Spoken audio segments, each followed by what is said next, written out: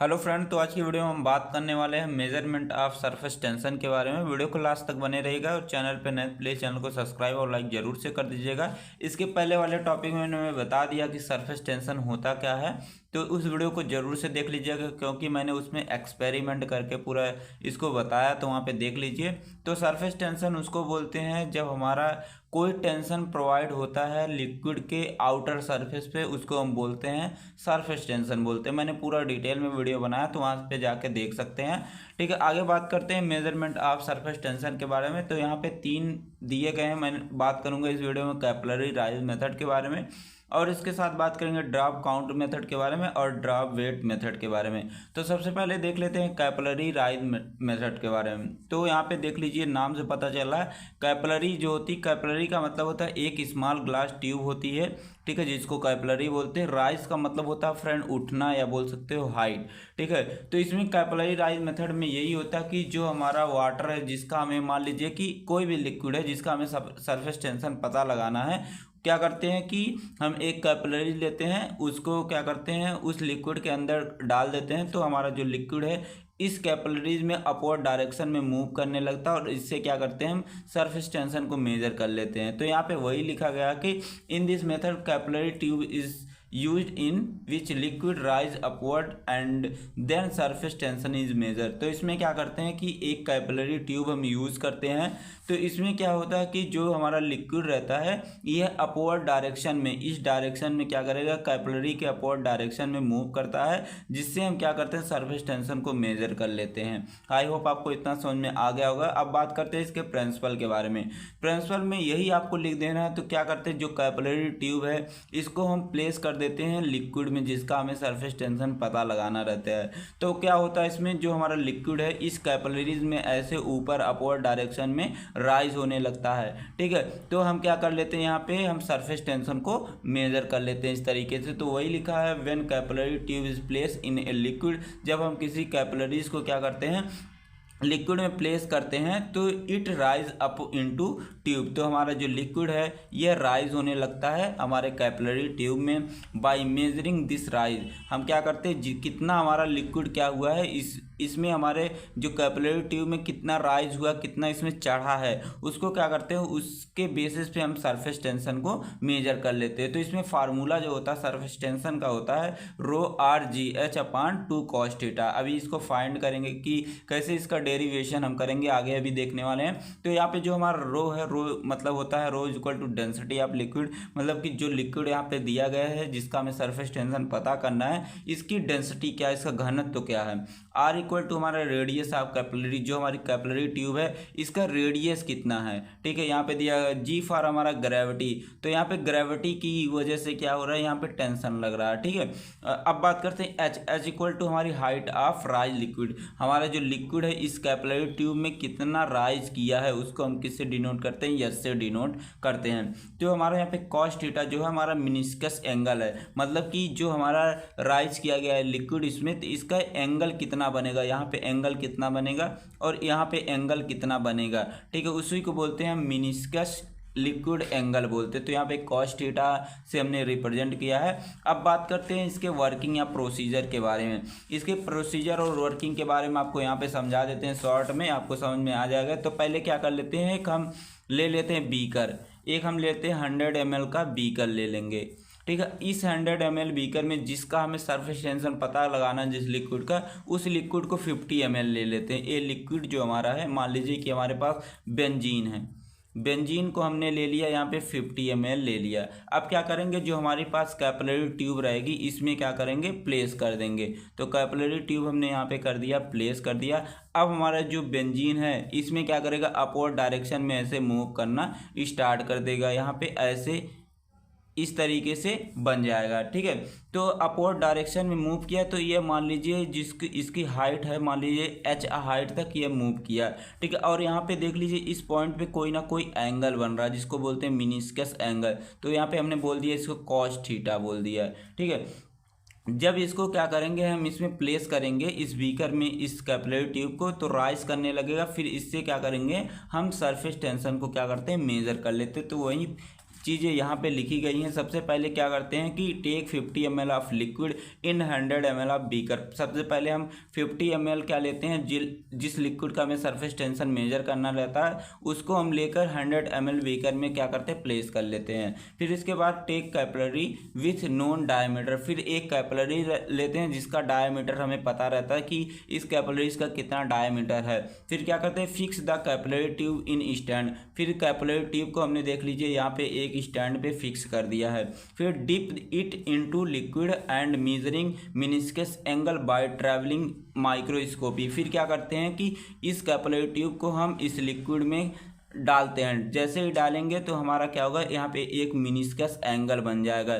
Meniscus angle को हम पता करने के लिए जिस स्कोपी का यूज़ करते हैं उसको बोलते हैं ट्रैवलिंग माइक्रोस्कोपी, मतलब कि कितना हमारा जो लिक्विड है ट्रैवल किया है हमारे जो कैपिलरी ट्यूब है।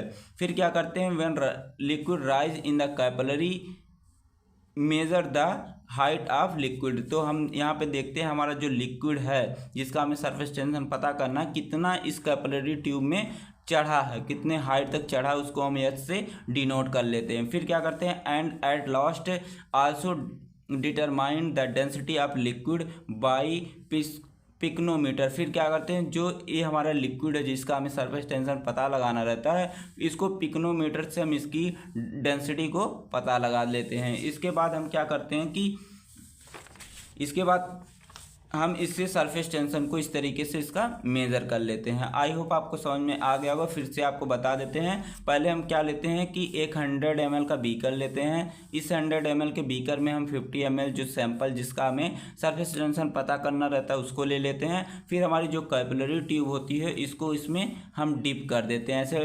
डालेंगे जैसे ही हमारा जो लिक्विड है बेंजीन यहाँ पे हमने लिया है, बेंजीन क्या करेगा इस कैपिलरी ट्यूब में ऐसे चढ़ जाएगा यहाँ पे। अब देखते हैं कितने ऊपर तक चढ़ा है, इस आउटर लेयर से देखते हैं कितने ऊपर तक चढ़ा है। उसको क्या करेंगे, हमने यस से डिनोट कर दिया है। तो हम क्या करेंगे, जो हमारे पास एक ट्रैवलिंग माइक्रोस्कोपी रहेगी उससे हम मेनिस्कस एंगल को पता लगा लेंगे। इसको बोलते हैं मेनिस्कस एंगल। मेनिस्कस एंगल हमारा इस तरीके से भी बन सकता है और इस तरीके से भी बन सकता है, इसको हम पता लगा लेंगे। तो यहाँ पे देख लीजिए हमारा कॉस थीटा बना है, ठीक है, मेनिस्कस एंगल, ठीक है। अब इसके बाद हम क्या करेंगे, हम जो हमारा फार्मूला रहेगा surface tension is equal to रहेगा rho r g h upon 2 cos theta, इसकी हेल्प से हम सरफेस टेंशन इज लिक्विड का पता लगा लेंगे। तो आइए बात करते हैं डेरिवेशन की, कैसे हम डेरिवेशन करेंगे। हमारा जो फार्मूला यहाँ पे आया है, ठीक है, बहुत ही इंपॉर्टेंट एग्जाम में पूछा जाता है फ्रेंड, इसको जरूर से आप तैयार करके जाइएगा, ठीक है। आइए बात करते हैं इसके डेरिवेशन के बारे में। डेरिवेशन में आपको बस सिंपली बहुत ही ईजी तरीके से बताऊंगा, आपको पूरा कॉन्सेप्ट क्लियर हो जाएगा। डेरिवेशन में आपको यही याद रखना है कि इसमें 2 टाइप के फोर्स जो हमारी कैपिलरी ट्यूब होती है इसमें 2 टाइप के फोर्स लगते हैं। एक हमारा लगता है कि अपवर्ड फोर्स लगता है अपवर्ड डायरेक्शन में, ठीक है, और दूसरा लगता है डाउनवर्ड डायरेक्शन में लगता है। जो हमारा अपवर्ड डायरेक्शन में फोर्स लगता है ये सरफेस टेंशन की वजह से लगता है, और जो हमारा डाउनवर्ड में फोर्स लगता है ये हमारे ग्रेविटी की वजह से डाउनवर्ड में लगता है। आगे बात करते हैं, जो हमारा अपवर्ड डायरेक्शन में फोर्स लगेगा वह हमारा होगा F is equal to gamma cos theta. यह हम बात कर रहे हैं किसी एक पॉइंट पे, हम बात कर रहे हैं यहाँ पे एक पॉइंट का हम सरफेस अगर फोर्स की बात करते हैं एक पॉइंट पे तो हमारा F is equal to gamma cos theta हो जाएगा। तो यहाँ पे F इज इक्वल टू हमारा फोर्स हो गया, गामा इज इक्वल टू हमारा सरफेस टेंशन, कॉस थीटा जो हमारा है ये मेनिस्कस एंगल यहाँ पे दिया गया है,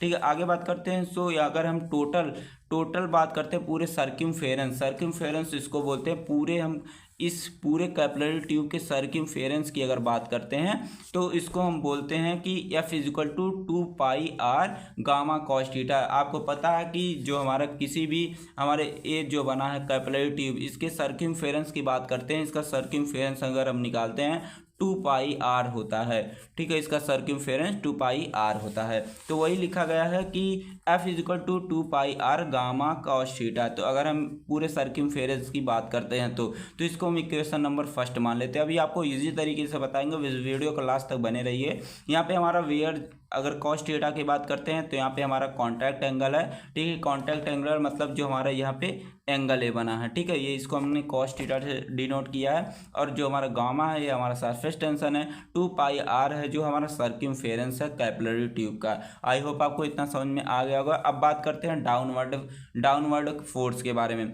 डाउनवर्ड फोर्स जो होता है हमारा यह हमेशा ग्रेविटी की वजह से होता है, मतलब कि इसमें पोटेंशियल एनर्जी होती है। पोटेंशियल एनर्जी की वजह से ही हमारा डाउनवर्ड फोर्स लगता है। जो हमारा पोटेंशियल एनर्जी होती है हमारा मास और ग्रेविटी से मिलके बना होता है। तो यहाँ पे फोर्स की बात करते हैं तो F इक्वल टू हमारा हो जाएगा mgh। ये हमारा जो इस कैपिलरी की हाइट दी गई है। m मतलब यहाँ पे हमारा मास हो गया, g फॉर हो गया हमारा ग्रेविटी यहाँ पे हो गई। ठीक है, आई होप आपको पता चल गया होगा। ठीक है, अगर हम बात करते हैं कि आपको पता है जो हमारा रो होता है, रो इज इक्वल टू होता है, वी नो डैट, हम जानते हैं रो इज इक्वल टू होता है मास अपॉन वॉल्यूम होता है। ठीक है, आगे बात करते हैं हमारा जो, अगर हम मास की सिर्फ बात करते हैं तो मास इज इक्वल टू हो जाएगा रो मल्टीप्लाई वी हो जाएगा, क्योंकि हमें यहाँ पे मास को ही फाइंड आउट करना है। तो यहाँ पे हमने m को फाइंड आउट कर लिया। अब m की जगह हम क्या करेंगे, आपको पता है v इज इक्वल टू होता है हमारा पाई आर स्क्वायर, इसको आप याद कर लेंगे। v इज इक्वल टू होता है पाई आर स्क्वायर, तो हमारा m इज इक्वल टू होगा रो पाई आर स्क्वायर। v की जगह हमने क्या रख लिया, पाई आर स्क्वायर रख लिया। अब क्या करेंगे, हम इसको क्या करेंगे, इस इक्वेशन में जो हमारा यहाँ पे इक्वेशन हमारा है m इज इक्वल टू हम रख देंगे पाई आर स्क्वायर। तो हम क्या करेंगे कि जो हमारा f इज इक्वल टू दिया है mgh, तो हमारा जो m इज इक्वल टू निकल के आया है, ये हमारा निकल के आया रो पाई आर स्क्वायर। तो m की जगह हम लिख देंगे रो पाई आर स्क्वायर कर देंगे और h कर देंगे। ठीक है, तो हमारा निकल के आया GH, यहाँ पे G है। ठीक है, m की जगह पे हमने इसको रख दिया, GH यहाँ पे रख दिया। ठीक है, ये हमारा इक्वेशन, इसको हम मान लेते हैं इक्वेशन नंबर सेकंड। ठीक है, आई होप आपको इतना समझ में आ गया। वही चीज़ें यहाँ पे लिखी गई इक्वेशन नंबर सेकंड में, इसको हम क्या करेंगे, पुट कर देंगे। तो अब क्या करेंगे, दोनों जो फोर्स है इसको इक्विलिब्रियम कर देंगे। दोनों फोर्स को हम क्या करते हैं, इक्विलिब्रियम कर देते हैं। तो यहाँ पे हमारा जो upward force is equal to हो जाएगा डाउनवर्ड फोर्स। ठीक है, इसको हम दोनों को कंपेयर कर रहे हैं यहाँ पे। तो अपवर्ड जो हमारा फोर्स निकल के आया था यह हमारा 2 pi R gamma cos theta आया था, वही चीज़ हमने यहाँ पे लिखा 2 pi R gamma cos theta. और हमारा जो डाउनवर्ड फोर्स निकल के यहाँ पे आया था यह हमारा रो पाई आर स्क्वायर GH, तो वही हमने लिख दिया रो पाई आर स्क्वायर GH लिख दिया है। तो इधर देखिए हमारा पाई आर हमारा इधर से दोनों से कैंसिल हो गया, लेकिन यहाँ पे एक आर बचा है। यहाँ पे क्या करेंगे, 2 गामा कॉस थीटा बचेगा और रो आर GH यहाँ पे बचेगा। तो हमारा अगर सरफेस टेंशन की हम बात करें तो surface tension is equal to हो जाएगा हमारा rho r GH upon cos theta. इस तरीके से हमारा जो यहाँ पे हमने बात किया था, ये हमारा जो फार्मूला था surface tension is equal to, यही हमारा यहाँ पे डेराइव होके आ गया। आपको एक शॉर्ट तरीके से, इजी तरीके से बताऊंगा, आप वही चीज़ें आप ध्यान में रख लीजिए, आप पूरे तरीके से इसको लिख देंगे। तो पहले मैंने बोला कि इसमें 2 तरीके के फोर्स लगते हैं, एक अपवर्ड डायरेक्शन में, एक डाउनवर्ड डायरेक्शन में। डाउनवर्ड 2 तरीके से के फोर्स लगते हैं। अपवर्ड जो फोर्स लगेगा इसमें लगेगा, अगर हम एक पॉइंट की बात करते हैं, एक पॉइंट पे किसी एक पॉइंट की बात करते हैं, मैं यहाँ पे दिखा देता हूँ। अगर मैं एक पॉइंट पे, यहाँ पे एक पॉइंट के फोर्स की बात कर रहा हूँ तो F इज इक्वल टू हो जाएगा गामा कॉस थीटा हो जाएगा। अगर मैं पूरे सर्किमफेरेंस की बात करती हूँ, पूरे इस कैपिलरी ट्यूब के सर्किमफेरेंस की बात करता हूँ, इस पर कितना फोर्स लगेगा, तो F इज इक्वल टू हो जाएगा हमारा 2 pi R gamma cos theta. आपको पता है कि किसी भी कैपिलरीज का जो सर्किमफेरेंस होता है 2 पाई आर होता है, तो 2 pi R gamma cos theta हमारा हो गया। ठीक है, इसको इक्वेशन नंबर हम फर्स्ट मान लेते हैं। ये हमारा हो गया अपवर्ड जो हमने फोर्स लगाया, ये हमने यहाँ पे इसको यहाँ पे फाइंड आउट कर लिया। अब डाउनवर्ड फोर्स की बात करते हैं। डाउनवर्ड में जो फोर्स लगेगा वो हमारा पोटेंशियल एनर्जी लगे। पोटेंशियल एनर्जी जो होता है हमारा मास एंड ग्रेविटी से मिलके बना होता है। तो F इज इक्वल टू यहाँ पे जो फोर्स लगेगा mgh लगेगा। ठीक है, अब आपको फाइंड आउट करना क्या है, m को फाइंड आउट करना है। तो m इज इक्वल टू आपको पता है ये हमारा होता है रो v होता है। ठीक है, अगर हम बात करते हैं v की बात करते हैं, v इज इक्वल टू आपको पता है कि v इज इक्वल टू होता है 2 पाई आर स्क्वायर होता है। तो m इज इक्वल टू क्या लिख लेंगे, रो v की जगह हम क्या रखते हैं, पाई आर स्क्वायर। तो यहाँ पे पाई आर स्क्वायर कर देंगे। तो यहाँ पे अब m को क्या करेंगे, यहाँ पे रख देंगे। तो F इज इक्वल टू क्या हो जाएगा, रो पाई आर स्क्वायर GH हो जाएगा। तो इसको इक्वेशन नंबर सेकंड मान लेते हैं। अब जो हमारा इक्वेशन नंबर फर्स्ट आया है, इक्वेशन नंबर सेकंड आया है, इन दोनों को कंपेयर करेंगे। तो कंपेयर करते हैं, upward force is equal to downward force. ठीक है, दोनों को कंपेयर कर देते हैं तो अपवर्ड फोर्स हमारा जो लगा था वह हमारा 2 pi R gamma cos theta लगा था, और हमारा जो डाउनवर्ड फोर्स लगा था रो पाई आर स्क्वायर जी एच लगा था। ठीक है, अब देखिए इधर से पाई आर कैंसिल, यहाँ पे एक आर बचा तो मतलब 2 गामा कॉस थीटा इधर बचा। ठीक है, इधर हमारा जो बचेगा ये हमारा बचेगा रो, यहाँ पे एक आर बचा तो आर जी एच हमारा बच जाएगा। अगर हम कॉस थीटा की बात करते हैं, हमें सरफेस टेंशन को फाइंड आउट करना, तो गामा इज इक्वल टू हो जाएगा रो आर जी एच अपान 2 कॉस थीटा हो जाएगा। तो हमारा फाइंड आउट हो जाएगा, जो हमें फार्मूला को डेराइव करना था वह हमारा फार्मूला डेराइव होके यहाँ पे आ जाएगा। आई होप आपको पूरा कॉन्सेप्ट समझ में आ गया होगा। वीडियो कैसी लगी आप कमेंट बॉक्स में ज़रूर से बताइएगा। आगे बात करते हैं ड्रॉप काउंट मेथड के बारे में। ड्रॉप काउंट मेथड में यही करते हैं कि जो ड्रॉप होती है उसको काउंट करके हम सरफेस टेंशन को पता लगाते हैं। आई होप आपको यह भी समझ में आ गया होगा। देखते हैं इन this method surface tension is measured by counting drop. इस मेथड में क्या करते हैं हम, जो सरफेस टेंशन को पता कैसे लगाते हैं, ड्रॉप को काउंट करके पता लगाते हैं। इसमें एक हम इंस्ट्रूमेंट, एक ऑपरेटर्स का यूज करते हैं जिसको बोलते हैं स्टैग्नोमीटर बोलते हैं। ठीक है, इस जो हमारा ये ऑपरेटर्स होता है इसकी हेल्प से हम क्या करते हैं, हम सरफेस टेंशन को फाइंड आउट करते हैं। इसके प्रिंसिपल की बात करते हैं कि इसमें प्रिंसिपल में आपको यही लिखना है कि लिक्विड जो हमारा सैंपल रहता है पास थ्रू द स्टैग्नोमीटर जो होता है, इससे हम क्या करते हैं, जो हमारा लिक्विड सैंपल है इससे पास करते हैं। So drop form and this drop is count. तो क्या होता है कि हमारा ड्रॉप यहाँ पे बनने लगता है, लिक्विड से हमारा ड्रॉप बनने लगता है, उस ड्रॉप को क्या करते हैं, काउंट कर लेते हैं, उससे हम सरफेस टेंशन को मेज़र कर लेते हैं। आपको यहाँ पे बता देते हैं कैसे आप करेंगे। तो हमारा इस तरीके का होता है स्टैग्नोमीटर होता है, तो इस तरीके का स्टैग्नोमीटर होता है। इसमें क्या करते हैं, 2 पॉइंट होते हैं, एक पॉइंट ए होता है, एक पॉइंट बी होता है। ठीक है, यहाँ पे क्या करेंगे, इसमें लिक्विड को पहले हम सक कर लेते हैं, पॉइंट ए तक लिक्विड को सक कर लेते हैं, जिससे लिक्विड का हमें सरफेस टेंशन पता करना रहता है। तो यहाँ पे हमने लिक्विड को यहाँ तक ए पॉइंट तक सक कर लिया।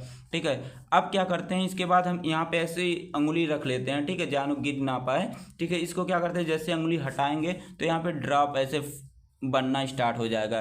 ठीक है, जैसे ड्रॉप बनना स्टार्ट हो जाए, अब देखेंगे पॉइंट ए से बी तक आने में कितने ड्रॉप बने। मान लीजिए कि पॉइंट ए से स्टार्ट हुआ ड्रॉप गिनना, तो पॉइंट बी तक आने में कितने ड्रॉप बनी, मान लीजिए यहाँ पे 20 ड्रॉप्स बनी। अब इस 20 ड्रॉप्स को हम यहाँ पे क्या कर लेंगे, लिख लेंगे। अब आपको पता है यहाँ पे जो हम स्टैंडर्ड लेंगे, स्टैंडर्ड में हम लेंगे हमारा जो वाटर रहेगा। ठीक है, वाटर को आपको पता रहेगा वाटर का कितना सरफेस टेंशन होता है, हमेशा आपको स्टैंडर्ड वाटर को ही लेके चलना।